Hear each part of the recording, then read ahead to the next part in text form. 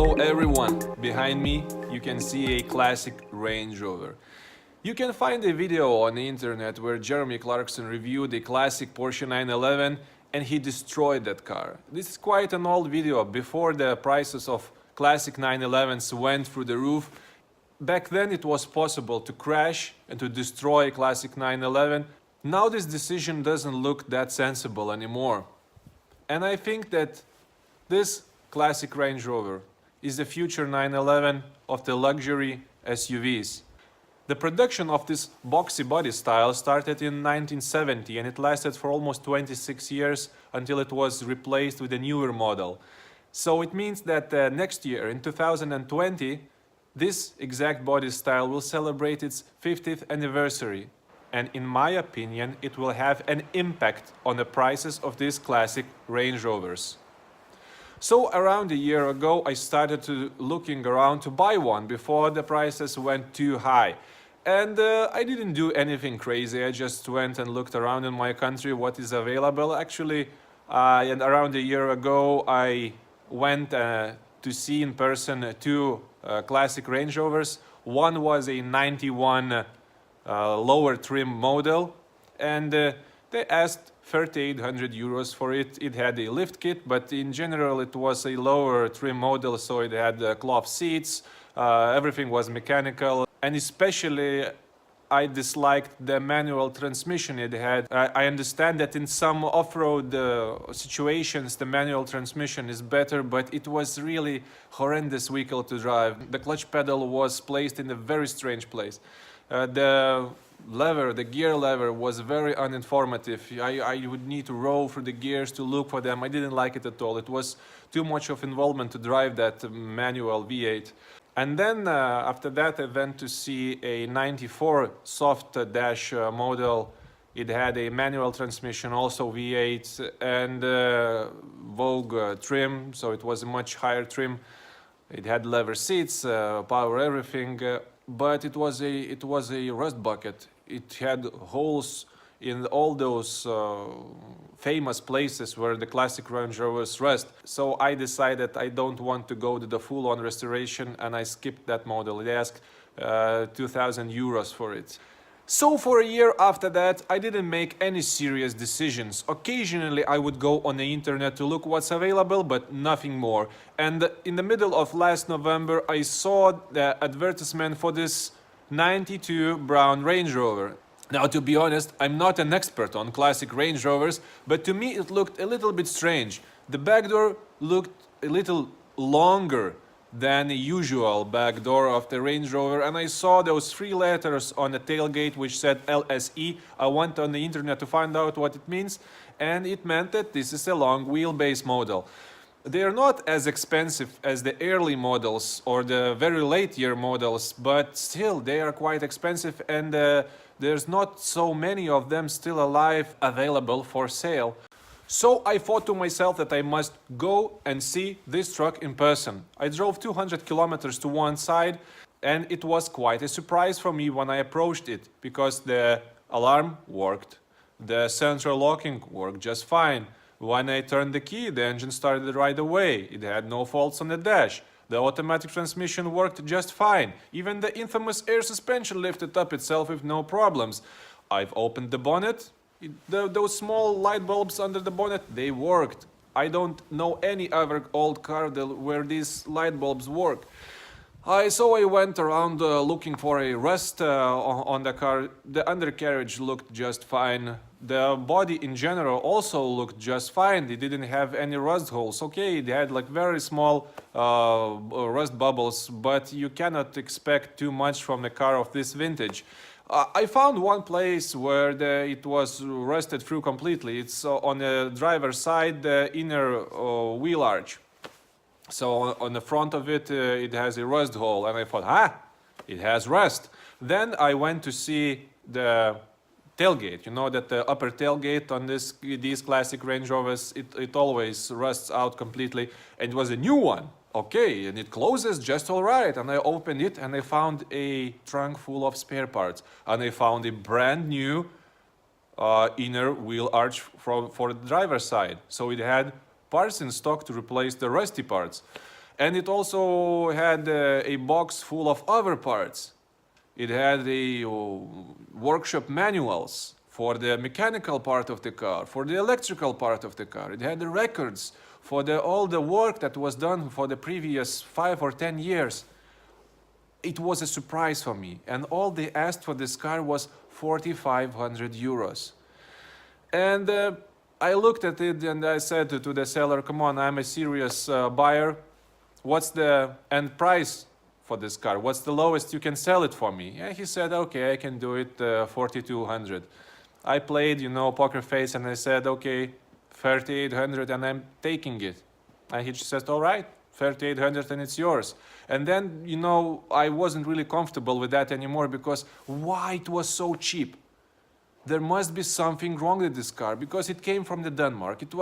As I understand, it was sold through the auctions in the Denmark, and the company in Lithuania bought it and brought it here. So the auction made money on it.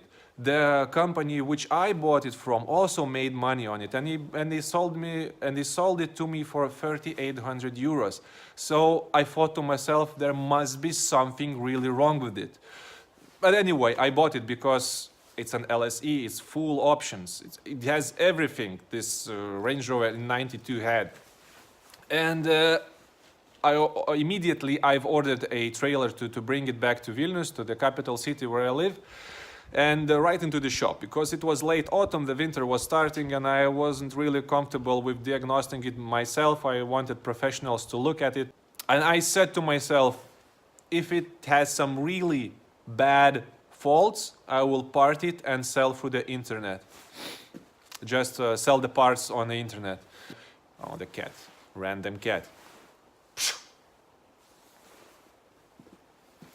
So my friends at the car shop looked at it and they said that it needs new bushings on the rear struts, it needed new rear brake rotors, brake pads, the rear brake calipers had to be rebuilt. It also leaked oil from the engine, from the transfer case, from the rear differential. After washing it up, they saw that bad leak is coming from the engine, from the oil pan, so only the oil pan gasket had to be replaced. So everything, the brake job was done, it got new rear struts, and it went to get an inspection, and it passed.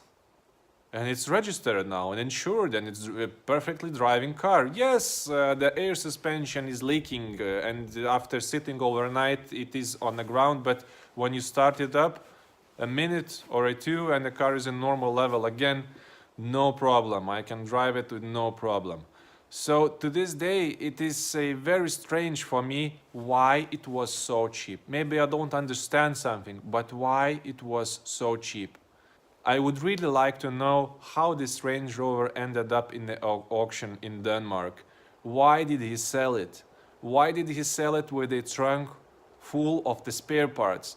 It looked like he had planned to do all those repairs by himself, but he didn't have time to do that, and he sold it. Yes, it's not a garage queen, it's been used, but it's been also maintained. So now for a past week I've been driving it, and I'm really happy with how it drives. Yes, it has some electrical gremlins, but come on, it's an old British SUV. Of course it has some electrical gremlins. Okay, let's go into the car. I will look and I will show you what's working and what's not. At first, let's take a look of what means this LSE. Just look at it, how spacious is that. I'm 6 feet 6 inches. I'm inside.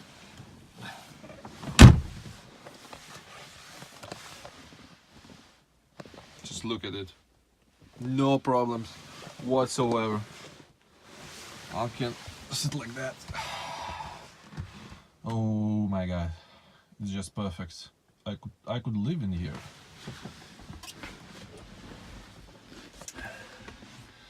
Then you can see wood trim, power windows, power seats for the driver and passenger. Yeah, the driver's seat is not in the best condition, but I will fix it. This is out of place, it shouldn't be here, but the previous owner decided to glue it on. I don't know why. He ruined the original steering wheel. Then it has, I don't know if it's an original radio, but it has a CD changer. It was quite a surprise for me. Then you can see the controls for the air suspension, the heated seats in the front. It has heated seats in the back too. It has a power sunroof, air conditioning. I was really surprised it has a heated front window. Many new cars don't have it, but this old Range Rover has it and it works. It has power mirrors. Actually, they're kind of crazy and they don't work. It has cruise control, and you know, that's pretty much it. It's automatic, and I really like that it's automatic because it makes so much easier to drive this Range Rover. Oh yeah, it also has a glare control on the rear view mirror. I didn't know that cars in 1992 had it. Of course, power mirrors, power windows in the back. What's here? What's here? I don't know what's here. Ooh. Is this the owner's manual? Yes, it is owner's manual, but this piece of crap is in Danish, I think, or in German. Anyway, maybe I'll understand something, because my father understands German, so maybe I will be able to read that. But yeah, it has an original owner's manual. That's one of the many things it has. What a nice place to be in. I really like. I know that these soft dash models are, well, more modern, but in my opinion this hard dash, it just doesn't look that much out of the place. I mean, it's an old car. It was developed in the late 60s, and the soft dash is just not the same. I think the hard dash looks better. The trunk, I think it has an original subwoofer. It was quite a surprise for me, but the sound system in this car is quite good. Armrests. I've never seen a car with 3 armrests in the back. This one is. Okay, let's go outside.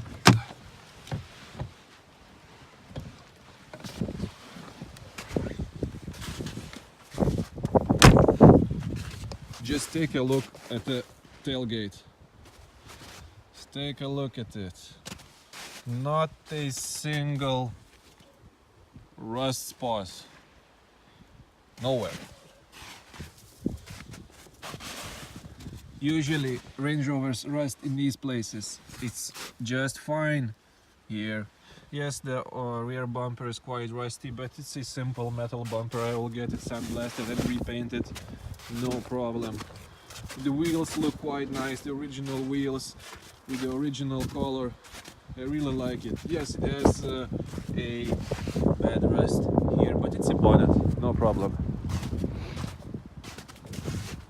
What's more? It looks just fine, come on, it looks just fine. Even the paint job is not that bad. Let's take a look in the box of spare parts which came with the car. So the Range Rover is missing one of the mud flaps. 2 new mud flaps. The Range Rover letters are quite, bad on the bonnet.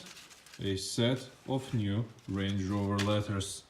And I think 2 sets of Range Rover letters. For front and back. What's there? 3 sets! Come on, seriously. 3 sets of letters. A new oil filter. I don't know why my friends at the car shop bought new one. They had it in the box.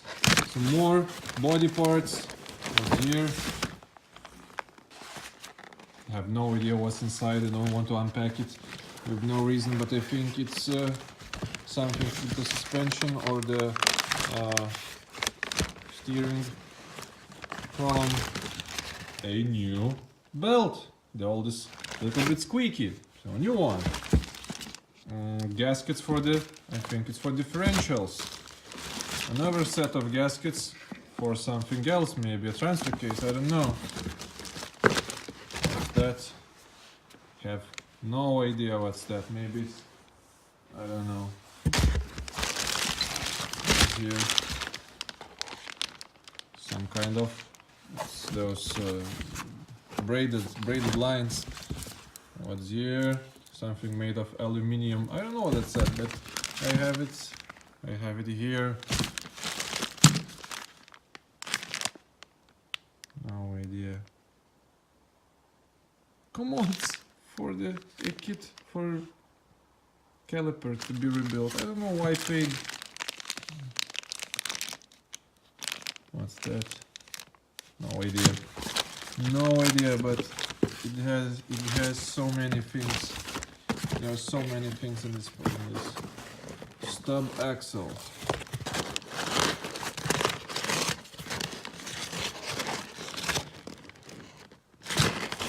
Whatever that means. So here you go. A box full of spare parts this Range Rover needed. I simply don't understand one thing. Why the previous owner didn't fix it before selling it? Because I mean, he had everything. I would really like to know the story behind this Range Rover. Maybe someone from Denmark knows why it went for sale. I know it's not in the mint condition, it's not concourse condition, but it's not a rust bucket. It works and drives fine, and with little investment it's completely road legal. So that's it for today. Thank you for watching. If you found this video useful, you can like it, you can share it, you can subscribe. But the best help for me would if you would help me in finding the previous owner of this Range Rover, because I have one question for him. Why did he sell it? Maybe I need to know something about it. Maybe he didn't sell it, maybe it's stolen, but I don't care. It's registered on my name now and I'm not giving it away to anyone because I really like it. And I think that if you are on the edge of the decision to buy one or not to buy one, I think that you should do it now, because soon the prices will rise and it will be out of the price range of the average person like me. I did it now. I don't regret it. Even if it's a bad deal, and even if it breaks down, I will part it and sell it. So anyway, thank you for watching one more time. And I will see you next time when I will be tinkering on this classic Range Rover and fixing the small defects it has. Thank you and see you next time.